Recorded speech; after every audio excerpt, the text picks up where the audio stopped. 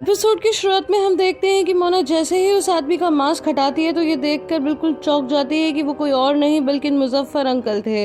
Hi guys, welcome to the Neha Sharma show. Guys please comment जरूर किया कीजिए, वरना मुझे ऐसा लगता है कि कोई इंटरेस्ट ही नहीं ले रहा। तो मुझे कमेंट में जरूर बताना कि आपको ये सीरियल कैसा लग रहा है। जितने ज़्यादा कमेंट होंगे उतनी जल्दी मैं नेक्स्ट एपिसोड लेकर आऊंगी। और मैं आपको बता दूं कि एक मिनी सीरीज है जो कि जल्दी खत्म हो जाएगी। वैसे मुझे तो काफ़ी इंटरेस्टिंग लगी थी ये सीरीज, इसलिए मैं आप लोगों के लिए लेकर आई हूँ।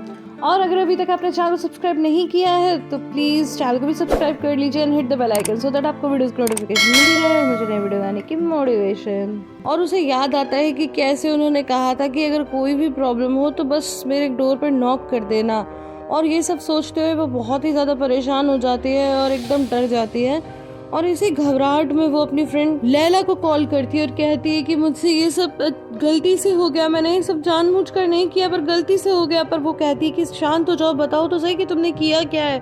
तो वो कहती है कि मेरे हाथों कोई समाप्त हो गया पर मैंने वो जानबूझ के नहीं किया। अभी मोना लैला से बात कर ही रही थी कि तभी कोई डोर ओपन करता है। तो मोना बोलती है कौन है, तो वहाँ पर याकूब कहता है कि मोना मैं आ गया।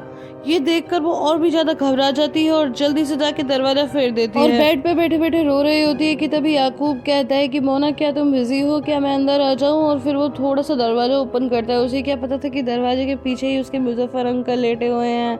अब मोना को यूं रोता हुआ देखकर वो थोड़ा परेशान हो जाता है और कहता है कि मोना क्या हुआ, बताओ तो सही, कोई प्रॉब्लम है। तो वो कहती है कि ये मुझसे गलती से हो गया, मैंने जान के नहीं किया। और फिर वो कहता है मोना तुम्हारी उंगली में चोट आई है क्या, तुम इसीलिए रो रही हो। लेकिन वो कहती है कि नहीं, मैंने एक बुरा सपना देख लिया था। क्योंकि मोना को उसी टाइम पर रियलाइज होता है कि याकूब अभी तक रूम के अंदर नहीं आया है तो उसे कुछ भी पता नहीं है। जिस पर फिर याकूब कहता है कि मोना तुम चाहो तो मैं तुम्हारे साथ यहाँ पर थोड़ी देर रुक सकता हूँ जब तक तुम शांत ना हो जाओ। तो मोना एकदम से खड़ी हो जाती है कि इससे पहले वो अंदर आ जाए और जल्दी से बेड पर जाके कहती है कि नहीं नहीं, मैं बस अभी सोने ही जा रही हूँ। तो याकूब कहते हैं नहीं, मुझे तुम बिल्कुल भी ठीक हालत में नहीं लग रही, लोगों मैं तुम्हारे लिए पानी लेके आता हूँ। तो मोना कहती है नहीं नहीं नहीं नहीं, मैं भी बाहर आ रही हूँ, किचन में आकर मैं भी थोड़ी फ्रेश एयर ले लूंगी। अब वो किचन में तो आ जाती है लेकिन अभी भी वो काफ़ी घबराई हुई थी जो उसके चेहरे पर साफ नज़र आता था। तो इसके बाद में वो पानी पीती है और फिर एकदम से याकूब पूछता है कि क्या तुम्हें अक्सर नाइटमेयर्स आते हैं। तो वो कहती है कि नहीं, हाँ बचपन से एक्चुअली क्या है कि मुझे कभी भी रात को ये प्रॉब्लम हो जाती है। तो फिर वो थोड़ा हंसने लगता है। तो कहती है कि क्या ये मजाकिया है। तो कहता है कि नहीं, एक्चुअली मेरे बचपन में भी ऐसा होता था। फिर बोलती है फिर क्या हुआ। तो कहता है कि मेरे दादाजी और मुजफ्फर अंकल ने मिलकर मुझे संभाल लिया। अब उसे और भी गिल्ट होने लगता है और वो डर के मारे थोड़ा कांपने लगती है। तो जिस पर याकूब कहता है कि क्या तुम्हें ठंड लग रही है, रुको मैं तुम्हारे लिए ब्लैंकेट लेके आता हूँ। लेकिन फिर से वो उसे रोकती है, नहीं नहीं नहीं, रुको रुको रुको, ये मैं थोड़ी देर में अंदर चली जाऊंगी। चलो, हम तुम्हारी बचपन की बात कर रहे थे ना, तुम अपने अंकल और अपने दादाजी के बारे में बता रहे थे। जिसमें याकूब एक बार फिर से अपने बचपन की बातें बताने लगता है कि कैसे उसके दादाजी और मुजफ्फर अंकल ने उसके नाइटमेयर्स को भगाने में मदद की। और स्पेशली मुजफ्फर अंकल ने तो उसकी बहुत हेल्प की क्योंकि उसकी जो अपनी फैमिली थी, मतलब मम्मी पापा, वो लोग बहुत बिजी रहते थे और उन्हें याकूब में कोई इंटरेस्ट नहीं था, जिसकी वजह से वो भागकर अपने दादाजी के पास आ गया। और मुजफ्फर अंकल ने तो हमेशा मुझे बहुत ही प्यार किया क्योंकि उनका अपना कोई बच्चा नहीं था, तो इसीलिए वो मुझे अपने बच्चे की तरह प्यार करते हैं और इसके लिए मैं उनका बहुत ही आभारी हूँ। तो मोना कहती है कि वो काफ़ी अच्छे इंसान थे। तो वो कहता है कि अच्छे इंसान, वो तो एक एंजल हैं। एंड गाइस, यहाँ पर वो नोटिस ही नहीं कर पाता कि वो कह रही है कि वो अच्छे इंसान थे।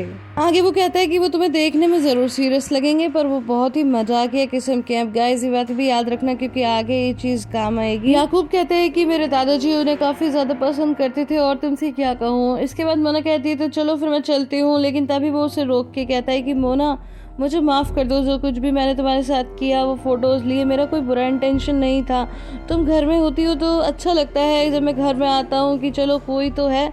फिर एकदम से कहता है चाहे पड़ोसी की तरह ही सही। इसके बाद मोना उसे गुड नाइट कह के जाने लगती है। तो वो भी गुड नाइट कहता है मैं भी चल के सोने लगता हूँ। तभी वो एकदम से रुकती है और कहती कि सुनो, मुझे कुछ कहना है। तो वो कहता है हाँ। और तभी कोई पड़ोस में गिटार प्ले कर देता है तो जिस पर वो हंसने लगता है और कहता है कि बताओ क्या कहना चाहती थी तुम।